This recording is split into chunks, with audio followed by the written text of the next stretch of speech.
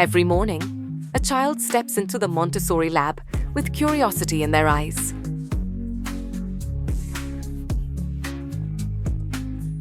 The shelves, placed at just the right height, invite them to choose, to take charge of their own learning. One child pours water with care. Another builds the pink tower, learning balance and focus. Little hands trace letters on sandpaper, while beads quietly reveal the magic of numbers. Here, mistakes aren't corrected by a teacher. They're discovered and solved by the child.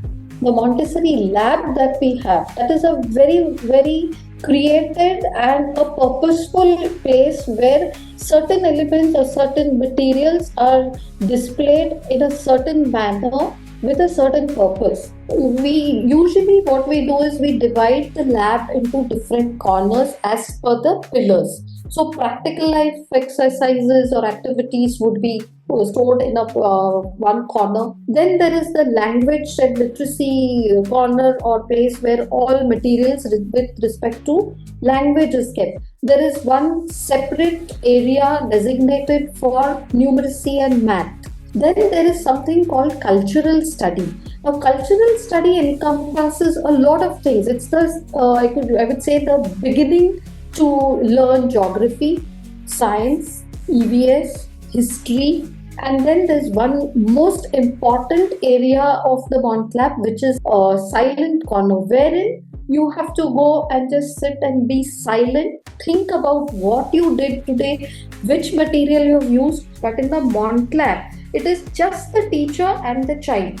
That is all. So that kind of a complete concentration on that one particular child, that I feel helps a lot. And I don't think anywhere else in doing anything else, a teacher can give that much time to a child. With each success, confidence grows. With every challenge, patience deepens.